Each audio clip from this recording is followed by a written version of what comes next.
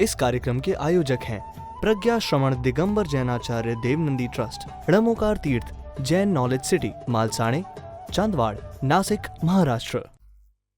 इस युग के अंतिम शासन नायक भगवान महावीर स्वामी एवं उनकी आराती आचार्य आर्ष परंपरा के कट्टर समर्थक परम पूज्य गणाधिपति गणधर आचार्य गुरुवर कुंतु सागर जी महाराज के श्री चरणों में अपना नमोस्तु निवेदित करते हुए आप सबके जीवन को मंगलमय बनाने के लिए श्री ग्रंथराज तत्वार्थ सूत्र की यह दिव्य देशना प्रतिदिन की तरह आज भी आप सबके बीच में मैं यहाँ पर प्रतिपादित कर रहा हूँ। जम्बू द्वीप के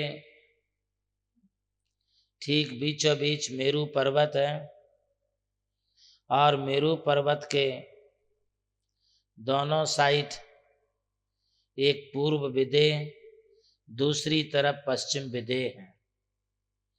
उत्तर की तरफ उत्तर कुरु नाम की देव भोग भूमि है और दक्षिण की तरफ देवकुरु नाम की भोग भूमि है। एक जम्बू अर्थात जामुन का वृक्ष है। उस वृक्ष के शाश्वत होने के कारण इस द्वीप का नाम जम्बू द्वीप ऐसा पड़ा है।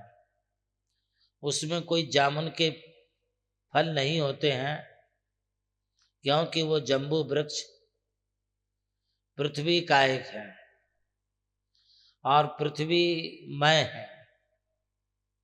उसकी डालियां, उसके पत्ते सभी पृथ्वी का एक होते हैं। सिर्फ उस वृक्ष के ऊपर एक चैत्य वृक्ष है वो, और उस पर अकृत्रिम चैत्यालय होता है।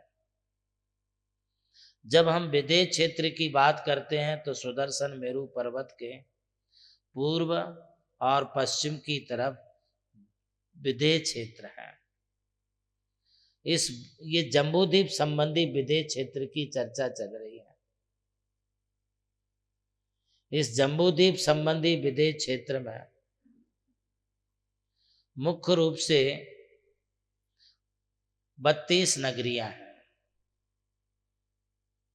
उन 32 नगरियों में इधर एक तरफ सीता नदी बहती है, दूसरी तरफ सीतोदा नदी बहती है। एक पूर्व समुद्र में जाकर के मिलती है तो दूसरी पश्चिम समुद्र में जाकर के मिलती है। दोनों भी लवण समुद्र में ही दोनों नदियां जाके मिल जाती हैं। अब इस नदियों के कारण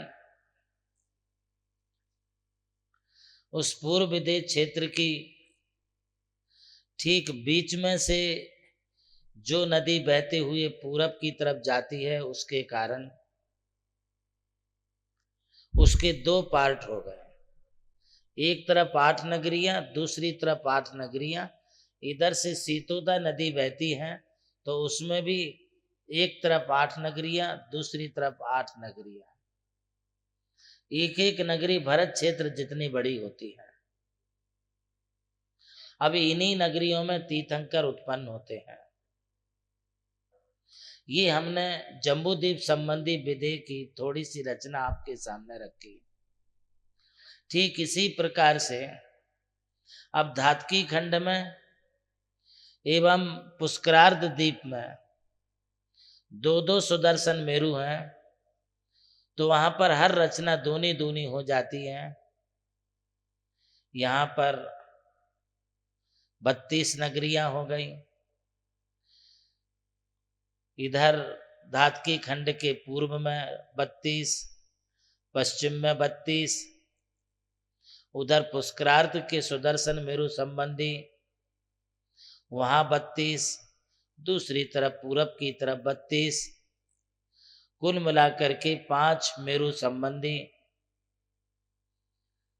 160 विदेह नगरियां होती हैं। इसे विदेह क्यों कहते हैं, पहले आप ये समझ लें।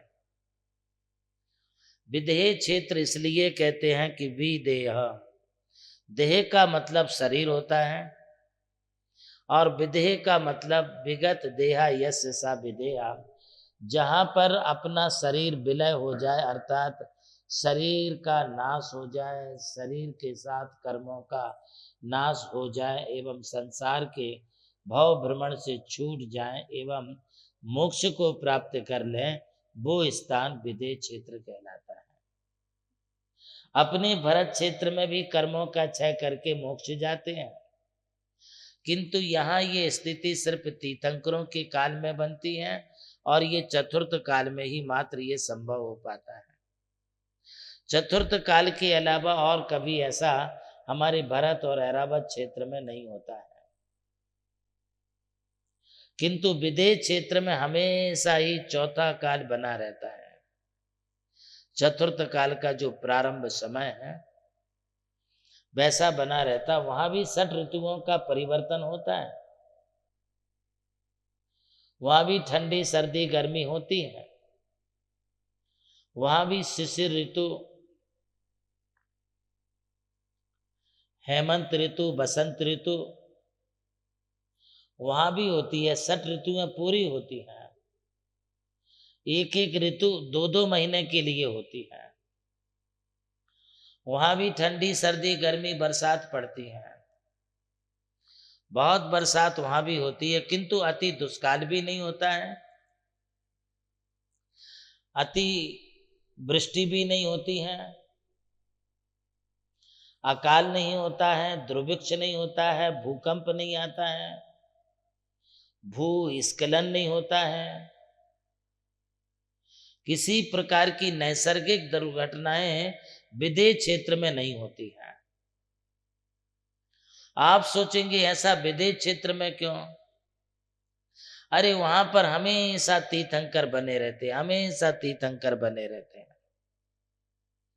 ये तीर्थंकरों का प्रभाव ऐसा होता है कि उस प्रभाव के कारण वहां पर कभी भी किसी भी प्रकार का दुर्भिक्ष, दुष्काल, अतिवृष्टि, अनावृष्टि, भूकंप, भूस्खलन, आगजनी आदि जैसी विराट दुर्घटनाएं कोई भी नहीं होती हैं। अब किसी के लिए कोई नेचुरल बुखार है, सर्दी है अथवा कोई बीमारी है, शारीरिक बीमारियां हो सकती हैं, वहां भी लोग बीमार पड़ते हैं, वहां भी लोगों की मौत होती है, वहां भी अकाल मृत्यु हो जाती है, वहां भी बीमारी आदि से बचने के लिए लोग इलाज कराते हैं, वहां भी लोग डॉक्टरों के पास जाते हैं, किंतु डॉक्टरों का इलाज कराने और उनके पास जाने की बजाय वो किसी भी समोश्रण में चले जाते, तीर्थंकरों के पास चले जाते हैं, इसलिए वे अपने आप को पूर्ण निरोगी महसूस करते हैं। वहां किसी प्रकार की किसी के लिए कोई भी मन में आशंका, शंका, कुशंका, संशय अथवा अविश्वास ऐसा किसी के मन में नहीं होता है। सभी के मन में एक अति दृढ़ विश्वास होता है कि हम जिनेंद्र भगवान के पास जाएंगे, चारण रिद्धिधारी मुनिराजों के पास जाएंगे, 64 रिद्धिधारी मुनिराजों के पास जाएंगे, हम समोश्रण में जाएंगे, हमारा सब कुछ ठीक हो जाएगा। और एकदम ठीक हो जाते हैं, आंखों से दिखने लगता है, कानों से सुनाई पड़ने लगता है, जो गूंगे होते हैं, मूका होते हैं, उन्हें बोलना आ जाता है, लंगड़ों को चलना आ जाता है, जिनके हाथ नहीं होते, कुंटे होते हैं, उनके हाथ ठीक हो जाते हैं। किसी को कोई भी मतलब भ्रम हो अथवा कोई साइकिक हो, डिप्रेशन में हो अथवा किसी के सब टेंशन में हो, तो वे सब उनके ऑटोमेटिक अपने आप ठीक हो जाते हैं। ये सिर्फ तीर्थंकरों का प्रभाव है, ये चारण रिद्धिधारी महामुनिराजों का प्रभाव है, ये 64 रिद्धिधारी महामुनिराजों का प्रभाव है। आज भी हम इस युग में भी भरत क्षेत्र में रह करके भी आप लोग भी ऐसा पुण्यार्जन करके अपने आप को स्वस्थ महसूस कर सकते हैं, उसमें कोई आपके लिए तकलीफ नहीं होगी। आप यहाँ भी जो हैं अपने आप को ये महसूस कर सकते हैं कि हाँ मैं ठीक हूँ। मैंने बहुत लोगों के द्वारा ये सुना है,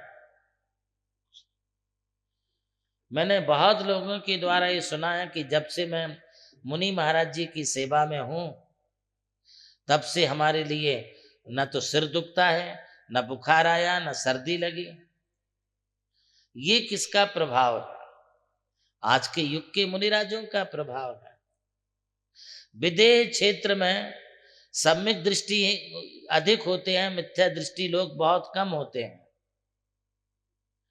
किंतु वहां पर विदेह क्षेत्र में कोई भी कुदेवी देवता, मिथ्या दृष्टि देवी देवताओं का कोई भी मंदिर नहीं होता है। सिर्फ जैन धर्म के मंदिर होते हैं। जैन धर्म के जो तीर्थंकरों के मंदिर हैं, सट आयतन जो होते हैं, जो तीर्थंकरों के जो भी यक्ष यक्षिणी आदि हुआ करते हैं, उनसे समन्वित मंदिर होते हैं। वहां पर द्रव्य मिथ्यात्व बिल्कुल नहीं है। सभी के लिए एक ही नियम है।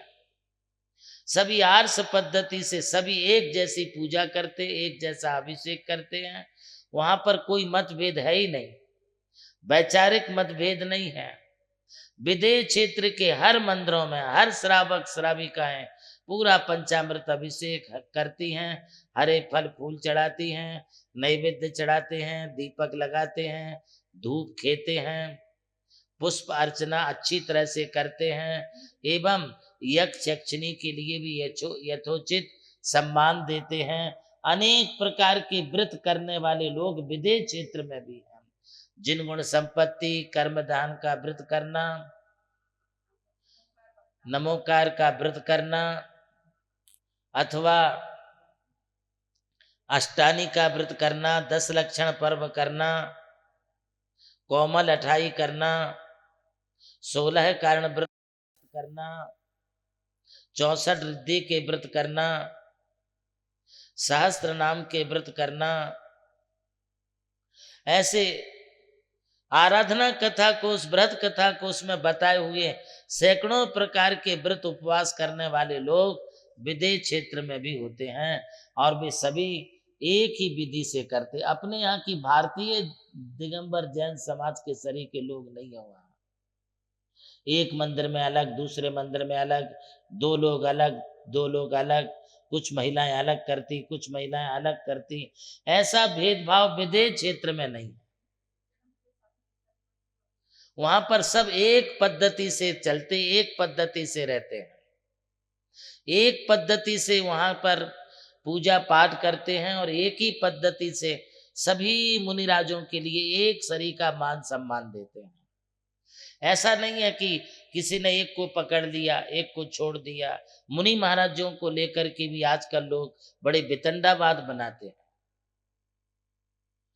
संघर्ष करते हैं, लड़ाई झगड़ा करते हैं। इनका चातुर्मास कराएंगे, उनका नहीं कराएंगे, इनसे कराएंगे, उनसे नहीं कराएंगे। ये सिर्फ हमारे भरत क्षेत्र में ऐसा होता है। विदेह क्षेत्र में ये सब वितंडावाद नहीं है। सिर्फ जैन मंदिर ही होते हैं। किसी भी प्रकार के कोई अन्य विधर्मियों के कोई मंदिर नहीं होते हैं। ना हनुमान जी के, गणेश जी के, शंकर जी के, विष्णु के, अथवा चंडी चामुंडी आदि के, कोई भी नहीं होते हैं। ना वहां पेड़ पौधों की पूजा होती है, ना वहां पर कोई पहाड़ों की पूजा होती है, ना कोई पत्थरों की पूजा होती है। विदेह क्षेत्र में ना कोई नदी कुएं की पूजा करते हैं। विदेह क्षेत्र में सिर्फ और सिर्फ जो अपने जैन मंदिर हैं, चाहे वो सम्यक दृष्टि हो या मिथ्या दृष्टि हो, अपने मंदिरों में ही जाएंगे और अपने मंदिरों में जाके भगवान की पूजा पाठ, भक्ति आदि अच्छी तरीके से करेंगे। ये विदेह क्षेत्र की विशेषता है। वहां जो है विदेह में रहने वाले मानव मुनिवत निरंतर विदेह अर्थात कर्म बंध का उच्छेद करने के लिए, देह का नाश करने के लिए निरंतर प्रयत्न करते हैं, और विदेहत्व, आशरीरत्व, शुद्धत्व को प्राप्त कर लेते हैं। इसलिए विदेह मनुष्यों के संबंध से उस क्षेत्र का नाम विदेह क्षेत्र पड़ गया। वहां के मनुष्यों की ऊंचाई 500 धनुष की होती है। वहां के मनुष्यों की आयु 1 पूर्व कोटि वर्ष की होती है। सभी सुंदर सर्वांग परिपूर्ण होते हैं। धन धान्य ऐश्वर्य से वैभव से समन्वित होते हैं। सभी अपने कुटुंब परिवार के साथ बहुत सुखपूर्वक निवास करते हैं। धर्म ध्यान में तल्लीन बने रहते हैं। किसी प्रकार का छल कपट चोरी धोखाधड़ी विश्वासघात वंचना दगाबाजी ठगना चोरी चपाटी ये सब इस प्रकार के कोई क्षुद्र काम कोई नहीं करते। किसी की छेड़छाड़ करना ये बिल्कुल भी वहां पर नहीं होते हैं। बड़े सज्जन लोग भोले भाले लोग सीधे साधे लोग जो भगवान ने कहा है बस उसी को मानना है उसी के अनुसार चलना है। बाकी वो किसी भी के लेने देने में नहीं है। कोई पचड़े में नहीं है। सब अपने अपने में मस्त है। वहां पर हमेशा कम से कम विद्यमान 20 तीर्थंकर तो होते ही होते हैं। यदि विदेह क्षेत्र में एक साथ यदि हर विदेह क्षेत्र में एक एक तीर्थंकर पैदा हो जाए तो 5 विदेह की एक विदेह की 32 नगरियां होती हैं। तो 5 विदेहों के 160 नगरियां होती हैं। तो 160 नगरी में एक एक तीर्थंकर पैदा हुआ तो वहां पर 160 तीर्थंकर एक साथ रह सकते हैं। हमारे यहाँ 5 भरत क्षेत्र हैं। एक भरत क्षेत्र में एक तीर्थंकर होगा तो 5 भरत में 5 तीर्थंकर होंगे। एवं 5 भरत ऐरावत क्षेत्र हैं। एक ऐरावत में एक तीर्थंकर होगा तो 5 ऐरावत क्षेत्रों में 5 तीर्थंकर होंगे। ऐसे 5 भरत संबंधी 5 ऐरावत संबंधी और विदेह क्षेत्र संबंधी 160 तो कुल मिलाकर के 170 तीर्थंकर एक साथ उत्पन्न हो सकते हैं। और अकेला सौधर्मेंद्र 170 तीर्थंकरों के पंच कल्याणकों को गर्भ कल्याणक को जन्म कल्याणक को तप कल्याणक को ज्ञान कल्याणक को और मोक्ष कल्याणक को भी वो मनाते हैं। इस कार्यक्रम के आयोजक थे प्रज्ञा श्रवण दिगंबर जैनाचार्य देवनंदी ट्रस्ट, ड़मोकार तीर्थ, जैन नॉलेज सिटी, मालसाणे, चांदवाड़, नासिक, महाराष्ट्र।